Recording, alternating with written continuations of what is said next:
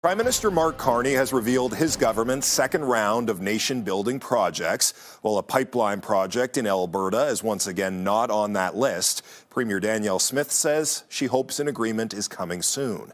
CTV's Connor Hogg joins us now with more on this story tonight. So, Connor, what projects are included in this second round?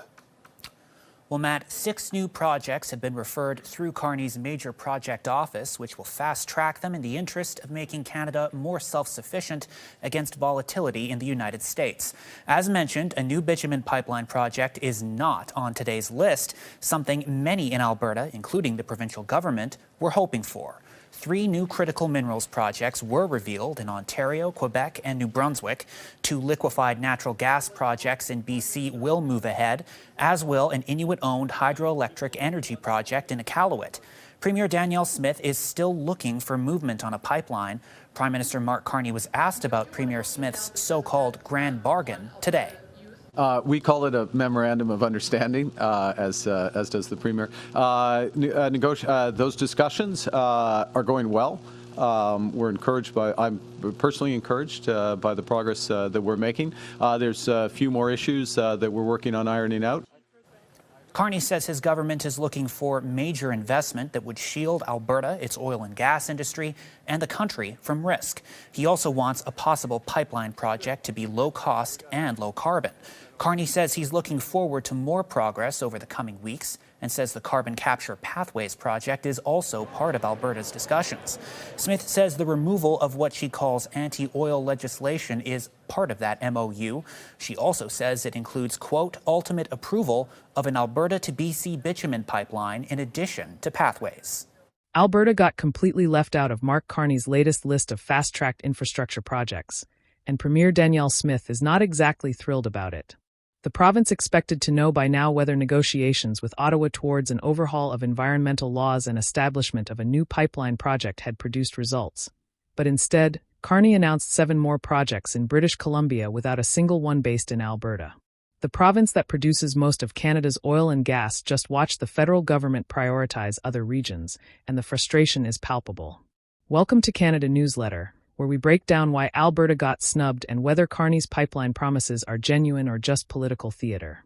Before we dive into what Carney actually said about negotiations with Alberta and why this latest exclusion might be a strategic move rather than a slight, hit that subscribe button and click the notifications bell. You will not want to miss how this federal-provincial showdown unfolds. Right, let us get into this properly tense situation. The Alberta government says it expects to know soon if its negotiations with Ottawa towards an overhaul of environmental laws and establishment of a new pipeline project have produced results after the province was excluded from the latest list of projects named for federal fast-tracking. Speaking in Terrace, British Columbia, Prime Minister Mark Carney named 7 more projects to be referred to his government's major projects office, though none are based in Alberta. That is a significant omission. Alberta is Canada's energy heartland, producing the vast majority of the country's oil and gas. For Carney to announce infrastructure projects without including anything from Alberta sends a clear message, intentional or not, that the province is not currently aligned with federal priorities. Carney and Premier Danielle Smith had spoken of reaching a deal to expand Alberta's energy industry by Sunday's Grey Cup game, but indicated on Thursday that more time is needed. There are a few more issues that we are working on ironing out, Carney said, adding he is personally encouraged by discussions so far and expected more progress in the coming weeks. That diplomatic language suggests negotiations are ongoing but stalled on specific sticking points. Carney is clearly trying to keep Alberta engaged whilst not committing to anything concrete until certain conditions are met. He said his government is looking for a major investment and that Alberta puts the country, in a position for the energy future.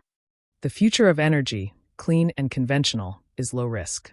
Canada is low risk. It is low cost, and it is low carbon.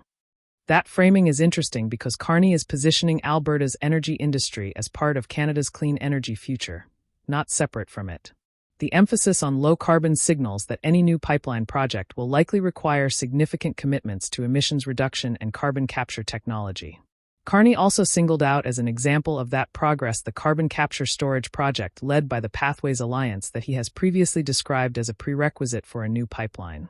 This is a huge opportunity for Canada to develop a new industry, to have decarbonized oil and gas, and is very much part of these discussions that we are having with Alberta.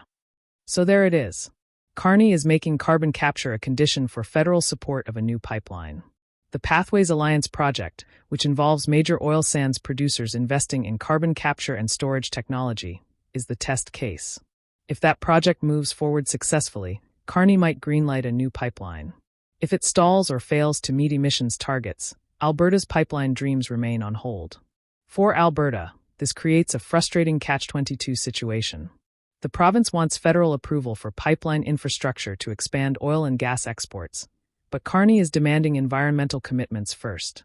Smith and the Alberta government argue they are already making progress on emissions reduction, but Carney wants more concrete action before fast-tracking major projects. The result is a stalemate where both sides are negotiating, but neither is willing to fully commit without guarantees from the other. Thanks so much for watching. Until next time, this has been Canada Newsletter.